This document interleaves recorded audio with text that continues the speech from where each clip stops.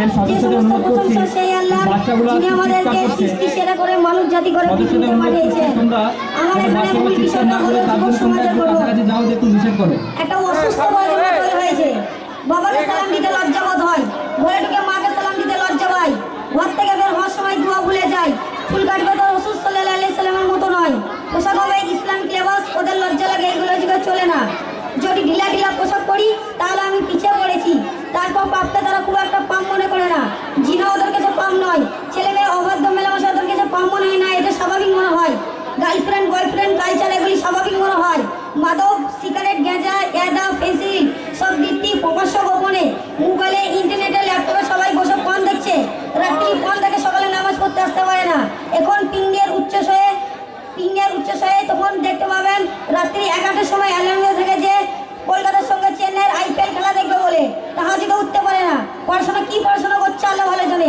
পড়াশোনা করে দেশের বাকি হচ্ছে আমি বুঝতে পারি না। কতজন বিজ্ঞানী তৈরি হয়েছে, কতজন আইনস্টাইন তৈরি হয়েছে। উচ্চশিক্ষার জন্য বাইরে যাচ্ছি জীবিকা অর্জন করার জন্য, যখন দেশে ফিরছি আল্লাহ বলতে কেউ সারাদিন ফোনে ব্যস্ত, ফোনে ভালো কিছু নাই, ফোনে ফ্রি ফায়ার পাবজি খেলা হয়, ফোনে জুয়া খেলা হয়।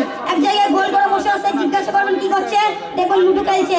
লুডো নামে একটা গেম আছে, আমি জানতামই না, ভাবতাম যে একসাথে গোল করে বসে ওরা কি করছে।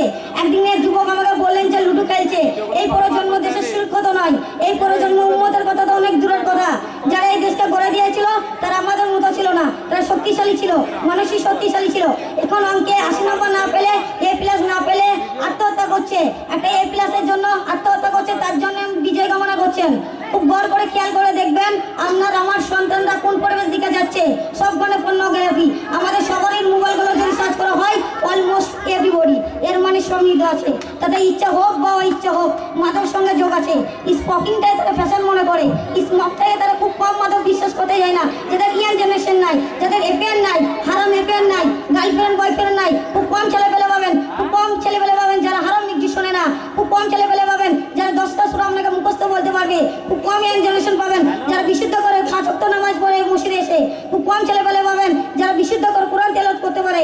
বিশুদ্ধ করে কোরআন তেলাওয়াত শিখতে গেলে 8 বছর মক্তবে যেতে হবে, তারপর পড়তে হবে আরবি ব্যাকরণ, তারপর আরবি মালাকাত, উসিলা, ইবারত, হাদিস, এই সাবজেক্ট উসিলা ফিল, উসিলা হাদিস, এই সাবজেক্টগুলো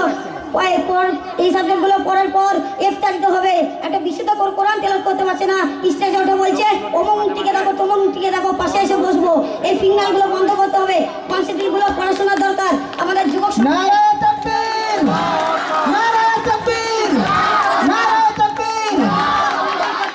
একটা জারি করা দরকার। খুব কম ছেলেগুলো পাবেন যারা হারাম মিউজিক শোনে না, বিশুদ্ধ করে কোরআন তেলাওয়াত শিখতে গেলে 8 বছর মক্তবে যেতে হবে, তারপর করতে হবে আরবি আখতার। খুব কম ছেলেবেলা পাবেন যারা 5 ওয়াক্ত নামাজ পড়ে মসজিদে এসে, খুব কম ছেলে পাবেন বিশুদ্ধ করে কোরআন তেলাওয়াত করছে, মানে মক্তবে এসে বলছে অমুক মুক্তিকে দেখো, তমুক মুক্তিকে দেখো, পাশে এসে বসবো। এই ফিঙ্গারগুলো বন্ধ করতে হবে। কনসেপ্টগুলো পড়াশোনা দরকার। যুবক সমাজে কতজন বিশুদ্ধ করে কোরআন তেলাওয়াত করতে পারে একটা জারি করা দরকার। যারা পারে তাদের ফিঙ্গার করা দরকার। খুব কম ছেলে ভালো পাবেন যারা হারামি।